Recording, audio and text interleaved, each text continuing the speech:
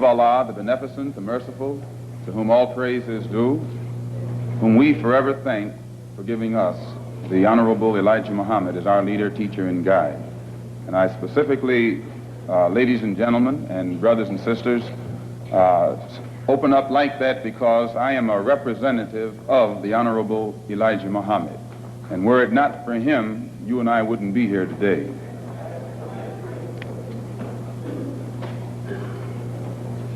In order for you and me to devise some kind of method or strategy to offset some of the events or repetition of the events that have taken place here in Los Angeles recently, we have to go to the root. We have to go to the cause.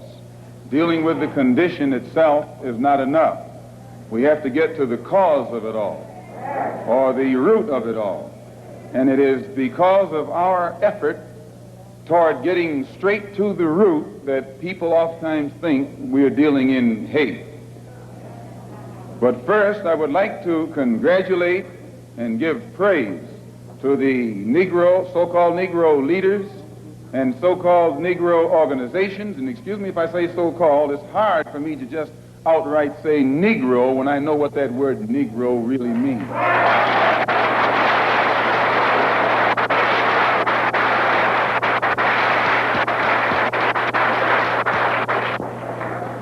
The person whom you have come to know as Ronald Stokes, we know him as Brother Ronald, one of the most religious persons who displayed the highest form of morals of any black person anywhere on this earth.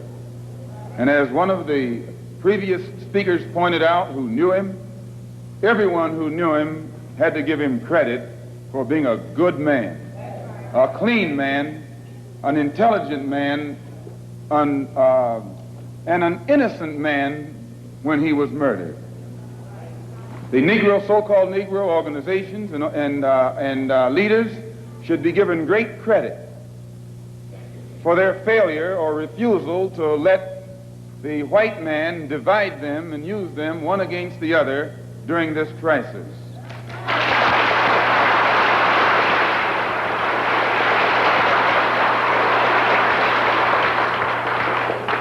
As Reverend Wilfred Wilson pointed out, I think it was 8 years ago today that the Supreme Court handed down the desegregation decision. And despite the fact that 8 years have gone past, that decision hasn't been implemented yet.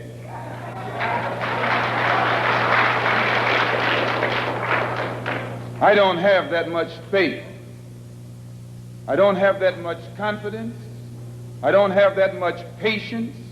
And I don't have that much ignorance to...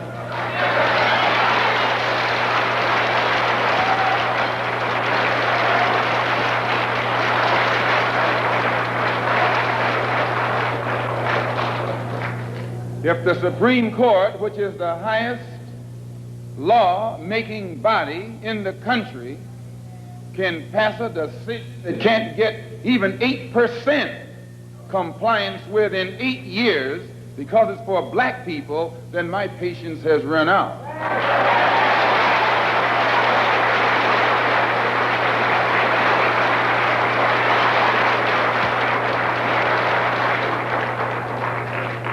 When black people who are being oppressed become impatient, they say that's emotional. Please, when black people who are being deprived of their citizenship, not only of their civil rights, but their human rights, become impatient, become fed up, don't want to wait any longer, then they say that's emotional.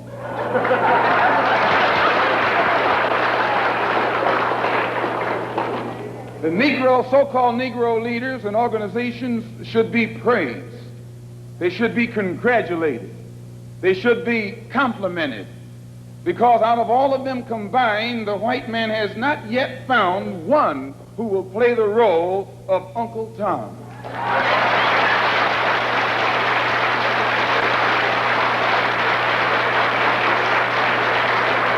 But yet he has found no Tom, no puppet no parrot who is still dumb enough in 1962 to represent the injustices that he's afflicting against our people. We don't care what your religion is. We don't care what organization you belong to. We don't care how far in school you went or didn't go. We don't care what kind of job you have. We have to give you credit for shocking the white man by not letting him divide you and use you one against the other.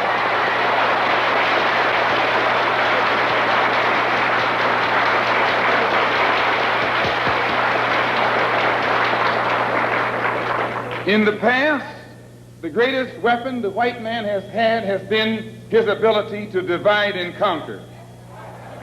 As Jackie Robinson pointed out beautifully on the television last night, 4/5 of the world isn't white. Isn't that what Jackie said?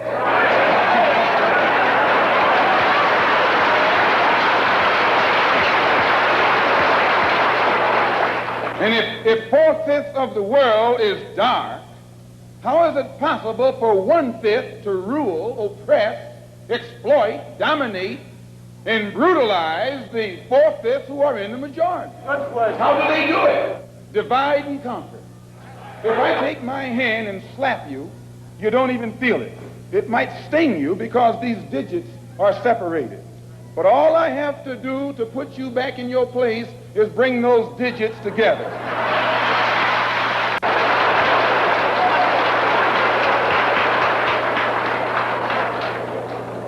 This is what the white man has done to you and me. He has divided us and used us one against the other. But today, thanks to Allah, you can say thanks to God or thanks to Jesus or thanks to Jehovah, whatever you want.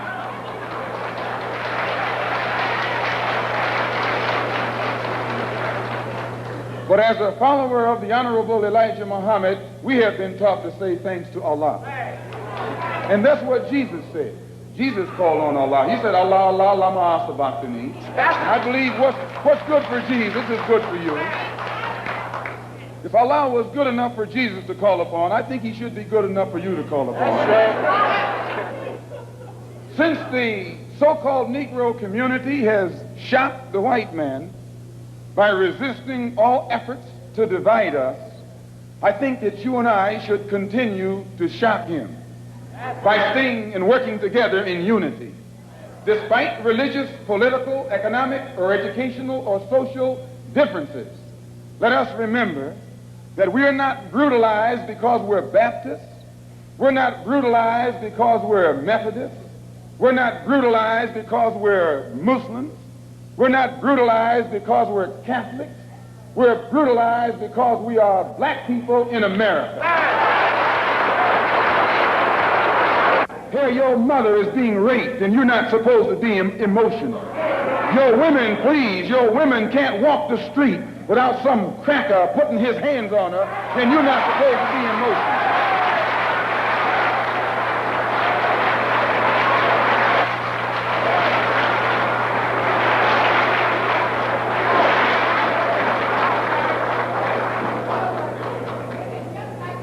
If you say that you're fed up, if you teach the Negro, people don't even know their own name.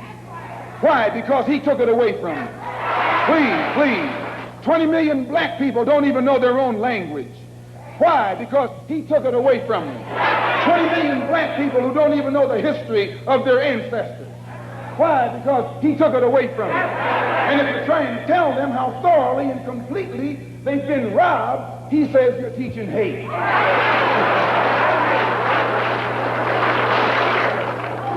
That's something to think about.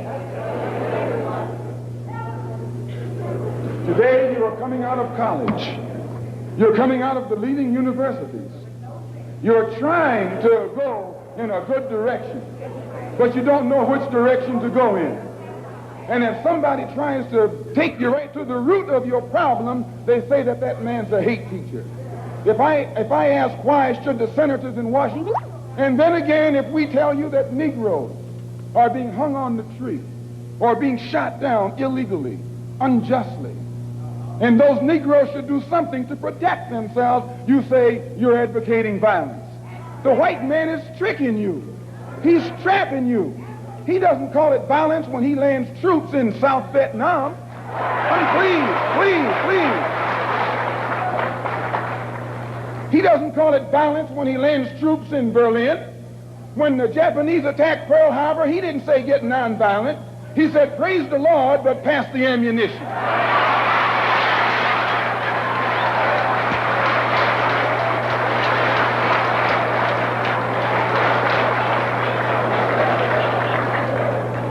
But when someone attacks you, when someone comes at you with a club, when someone comes at you with a rope, when someone comes at you with a gun, despite the fact that you've done nothing, he tells you, suffer peacefully. Pray for those who use you despitefully. Be long-suffering. And how long can you suffer after suffering for 400 years? So I just want to clear up that little point right there, because he says that we play on your emotions. And when you turn on your television tonight, or your radio, or read the newspaper, they're going to tell you in that paper that I was playing on your emotions. Imagine you, a second-class citizen. That's not getting emotional, it's getting intelligent.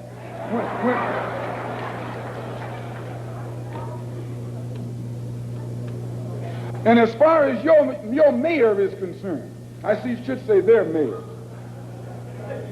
a man named Yorty, who has been slandering the Muslims, a professional liar,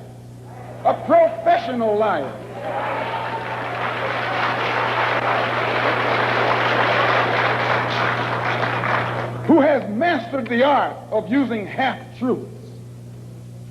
Put it in the paper that they broke into our religious place of worship and got records that they can use to prove that most of us have criminal records.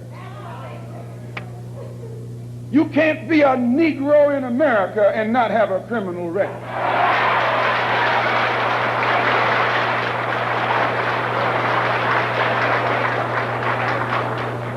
Martin Luther King has been to jail. Please. James Farmer has been to jail. Why, you can't name a black man in this country who is sick and tired of the hell that he's catching who hasn't been to jail. Charged him with being seditious. They put Moses in jail. They put Daniel in jail. Why, you haven't got a man of God in the Bible that wasn't put to jail when they started speaking out against exploitation and oppression.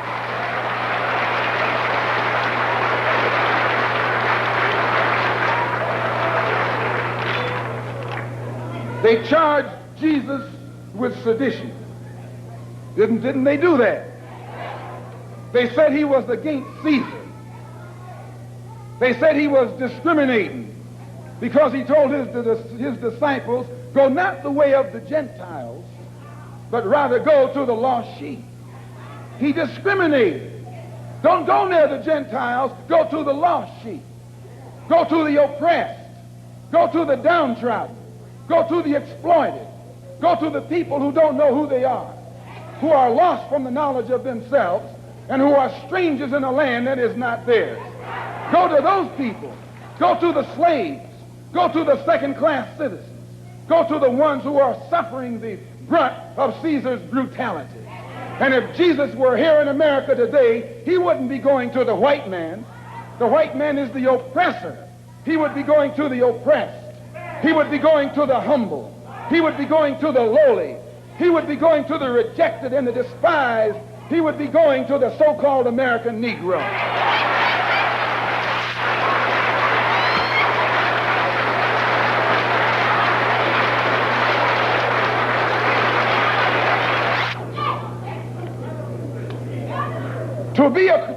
To have once been a criminal is no disgrace. To remain a criminal is the disgrace. I formerly was a criminal. I formerly was in prison. I'm not ashamed of that. You never can use that over my head. And that he's using the wrong stick. I don't feel that stick.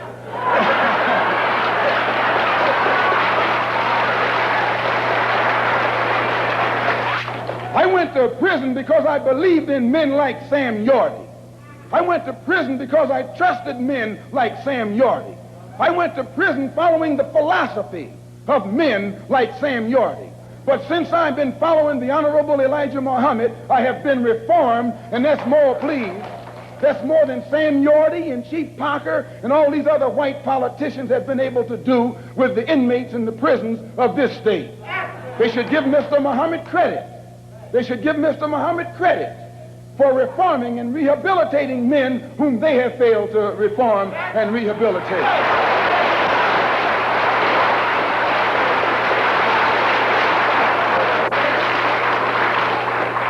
Mayor Yorty referred to some press report that Mr. Muhammad had once been found guilty of contributing to the delinquency of a minor.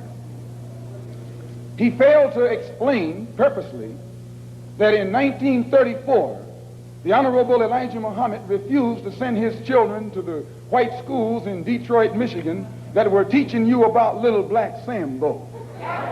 That's the minor that he contributed to the delinquency of. You see, this vicious, fork-tongued white man has been able to take lies and make you turn against those who want to help you and make others turn against you. This is the contributing to the delinquency of a minor that this mayor, or man who calls himself mayor, is talking about. In the same article, he said that the Muslims are the same people who rioted in the United Nations. Someone should pull his coat and let him know that at the present moment, there are $6 million worth of suits leveled against two of New York's leading newspapers for making the mistake of charging the Muslims as being involved in those United Nations riots. We were not involved. And if this fork-tongued man who calls himself your mayor had taken the time to find that out, he wouldn't be walking into the trap that he's letting his ignorance lead him into.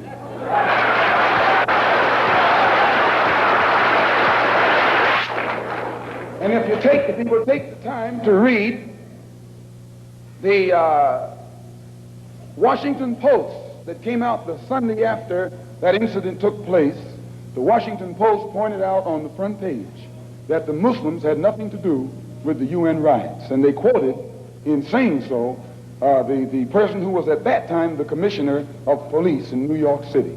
See, it's lies that the white man has spread about the Muslims to try and make you afraid of the Muslims, or to try and make you think that the Muslims were a criminal element, an uncouth element, and things that you would not like to be associated with. Also, they say that I'm just clearing these things up, and then we're going to get into what happened. They also say that the Honorable Elijah Muhammad was a draft dodger. No, he wasn't. He just refused to go to the army because he was a man of peace. He was a minister of a religion of peace. He was teaching peace. So he outright refused to go to the army. That's not draft dodging. That's intelligence.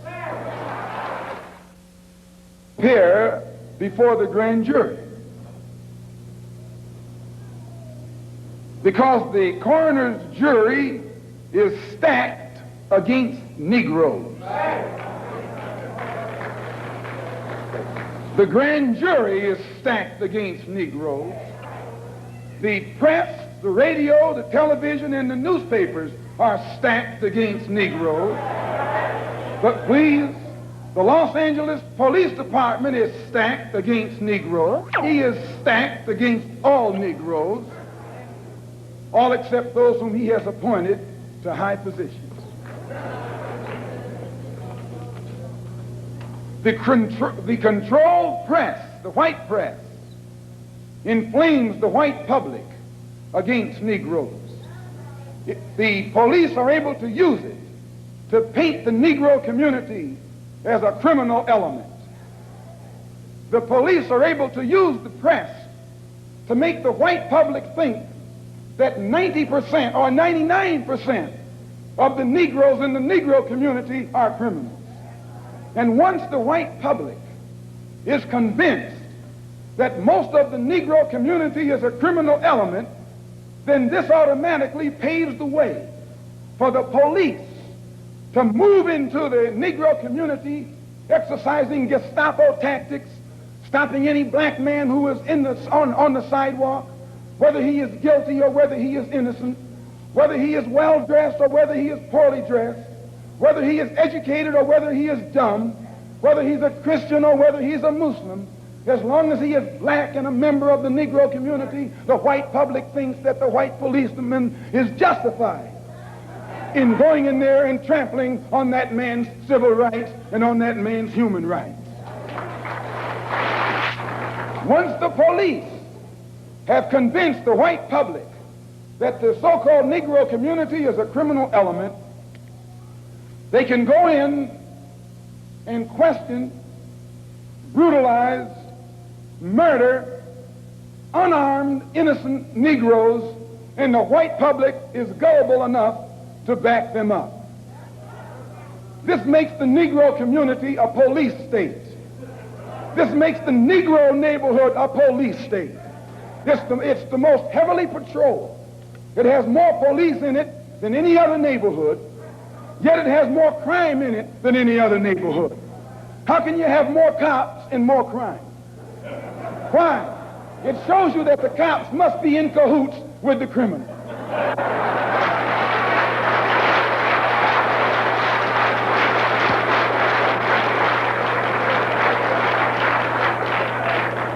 The texture of the hair that God pleased, that God gave them, so much that they'll put lye on it. Do you realize, now, you know, brother, lye will eat a hole in steel, and you know your head is not that hard.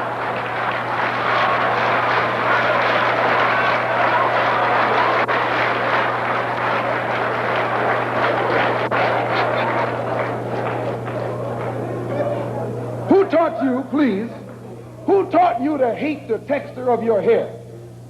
Who taught you to hate the color of your skin to such extent that you bleach to get like the white man? Who taught you to hate the shape of your nose and the shape of your lips?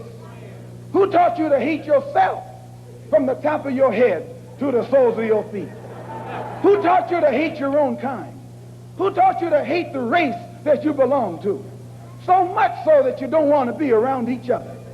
No, before you come asking Mr. Muhammad, does he teach hate, you should ask yourself who taught you to hate being what God gave you.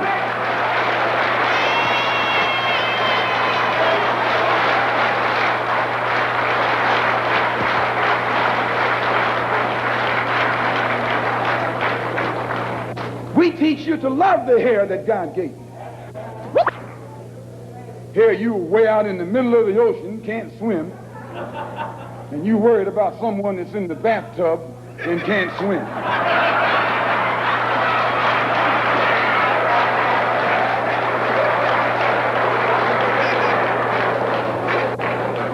We don't steal, we don't gamble, we don't lie, and we don't cheat. And that also deprives the government of revenue, because you can't get into a whiskey bottle without getting past the government seal. You can't open a deck of cards without getting past the government seal. Here's a white man makes the whiskey and then puts you in jail for getting drunk.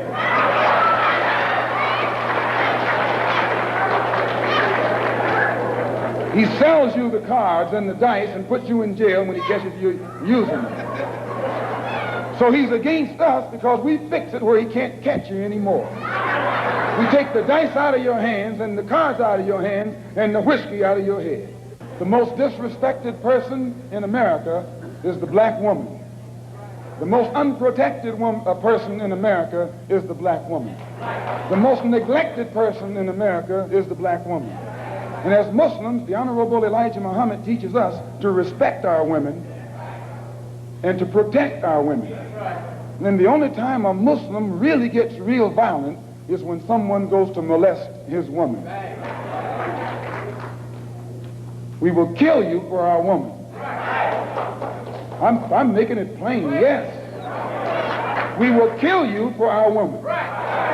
We believe that if the white man will do whatever is necessary to see that his woman gets respect and protection, then you and I will never be recognized as men until we stand up like men and place the same penalty over the head of anyone who puts his filthy hands out to put in the direction of our women.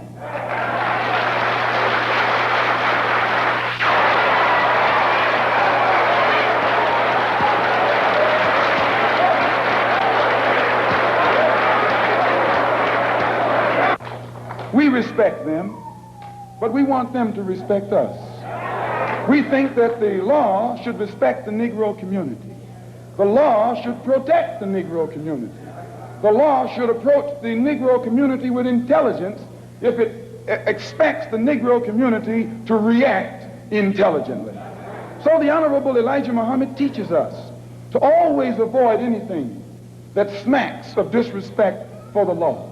And if the police department tells the truth, they will have to admit that they have never had any experiences with Muslims that have ever been anything other than honorable unless they themselves come at us in a dishonorable way. It has no case against the Muslims. It has no case against these brothers whom they shot down. And because it has no case, it's trying to create a case. It's trying to manufacture a case. And therefore they set up a grand jury hearing of the case so that they could hear it behind closed doors, and after hearing what we have to say, then build their particular strategy or defense against the actions that they committed on that April the 27th. So at the advice of our attorneys, we purposely, the victims, those who have been indicted, or rather those who have been arrested and are out on bond, have purposely refrained and refused from making any statement whatsoever until after the case appears in court. And when you hear their story, it will be in a public trial. We have already had experience with these private hearings behind closed doors. Anything that the white man has to do to the Muslim, he has to do it in the open. He has to do it in public, or he has to put every single one of us behind bars for the rest of our lives.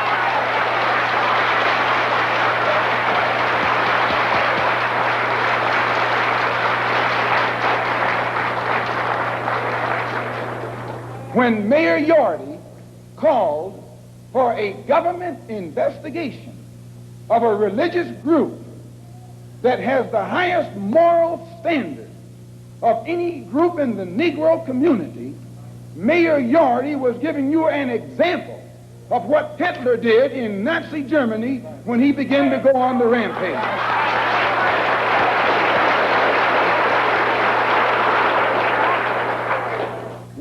We have confidence that the white public and the black public, if they hear our case, if they hear and have access to the investigation, will never be fooled by this phony setup that's stacked from the top all the way down.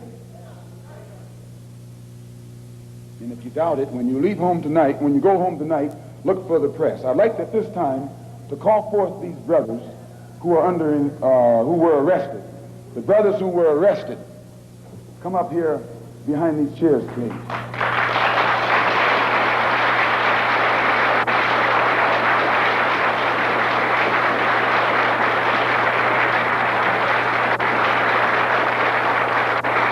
They were suspects. This wouldn't happen in a white neighborhood. White man can walk down the street with packages on his head, packages under his arm, and packages everywhere else, and won't anybody question his right to carry those packages. But a Negro is suspect because the press makes you suspect. Yes, the white press makes Negroes suspect. What do you got? All the information you need, officer. And the officer made one stay at the rear of the car and the other go to the front of the car. And while he was taking the one to the front of the car, the polite attitude, the humble air, the submissive, intelligent, peaceful spirit that he unexpectedly found in this Negro infuriated him. And he began to, he told the brother, put down your hands. Brother was talking. He's not a criminal. A man has a right on the sidewalk to talk with his hands. Put down your hand. Don't talk with your hands. And when the brother continued to gesture with his hands, the officer grabbed his hand, twisted it around behind his back, flung him up against the car, and then that's when hell broke loose. That was when hell broke loose. A struggle ensued. Shots were fired by the police and by a Negro door shaker.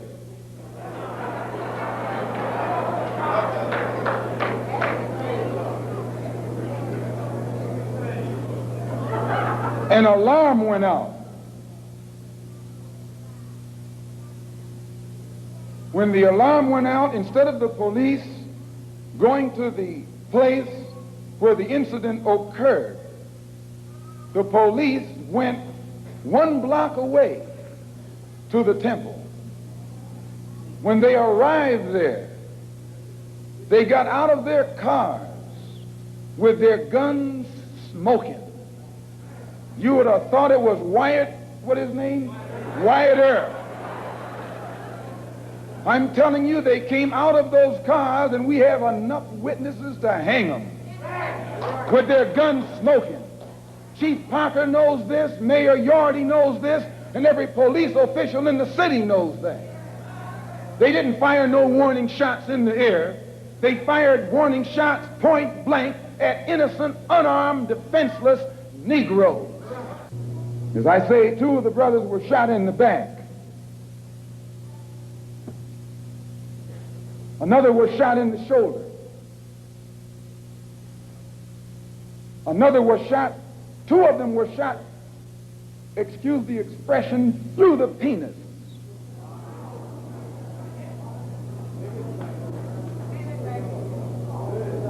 Another was shot in the hip, and the bullet came out the other side.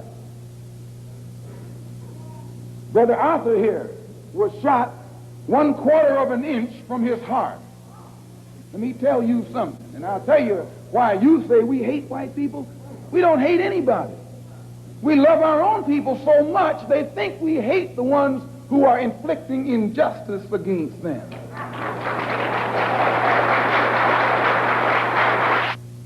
Man who has been shot, the bullet having passed 1/4 of an inch through his heart. I'm not going to let him talk, which I think you can understand why. You should listen to the conversation of the police officers while it was going on. 2 of the brothers who had been shot were lying hand in hand. The officer said they were chanting a death chant. You read that? They were saying, Allahu Akbar. What does that mean? It means that God is the greatest. It means that God is the greatest.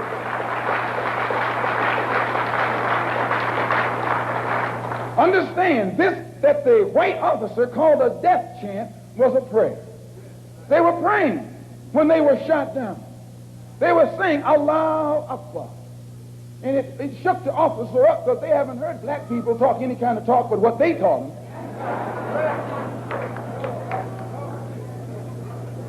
And 2 of the brothers who were shot in the back were telling me that as they lay on the sidewalk, they were holding hands. They held hands with each other, saying Allahu Akbar. And the blood was seeping out of them where the police bullets had torn into their insides. Still they said Allahu Akbar. And the police came and kicked them in the head. Police kicked them in the head, telling them to shut up that noise, while they were laying on the sidewalk in front of our temple. Kicked them in the head. Shut up that noise. And one of them, when he was on his way to the police station in the ambulance, one of the ambulance attendants told the white cop, why don't you kill the nigger? He said, I'll tell him that he tried to get away. Why don't you kill the nigger while you got a chance? And I'll swear that he tried to get away. If he didn't say this, then I need to be put in jail, and I'll gladly go. One of them who was being taken to jail in a police car. As the ambulance sirens were coming to the place, one of the policemen said to the other, "What are the ambulances rushing for?" "Nothing but some niggers."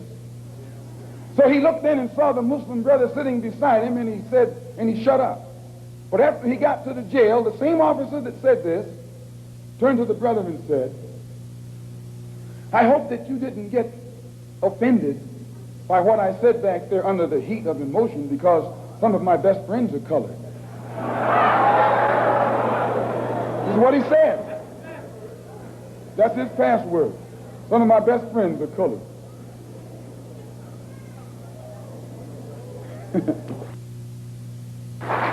And I, for one, as a Muslim, believe that the white man is intelligent enough. If he were made to realize how black people really feel and how fed up we are without that old compromise and sweet talk, why, you're the one that make it hard for yourself. The white man believes you when you go to him with that old sweet talk, because you've been sweet talking him ever since he brought you here. Stop sweet talking him. Tell him how you feel. Tell him what kind of hell you've been catching, and let him know that if he's not ready to clean his house up, if he's not ready to clean his house up, he shouldn't have a house. It should catch on fire and burn down.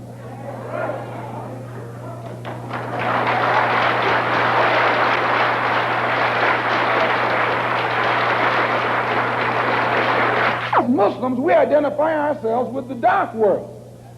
So we're not any minority. We're a part of the majority, and the white man is the minority.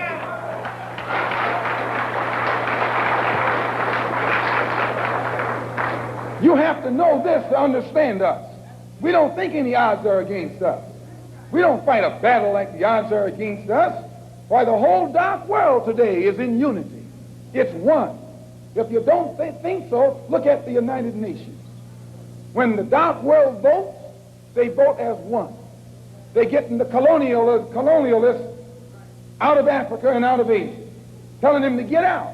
They don't have any nuclear weapons, but they got a solid, united voice, and their unity alone is sufficient to drive the oppressor and exploiter of their people out of their own country. You and I need to learn a lesson from that right there. In the UN, the dark world consists of Buddhists, Hindus, Shintoists, Taoists, Christians, Muslims, everything. But they're together. They forget their religious and political differences. They think as one. They move as one against a common enemy. And out of Algeria, he's going. Don't think he's not going. He's going. They're getting him out of Angola, out of Tanganyika, out of Angola, out of Uganda, out of Kenya. He's going from South Africa too. He hasn't got long to be there. All over this earth, dark people who have been oppressed and exploited by those who are not their own kind, strangers, are coming together to get the oppressor off their back. You and I learn a lesson from that. We are oppressed. We are exploited. We are downtrodden. We are denied not only civil rights, but even human rights. So the only way we're going to get some of this oppression and exploitation away from us or aside from us is come together against the common enemy.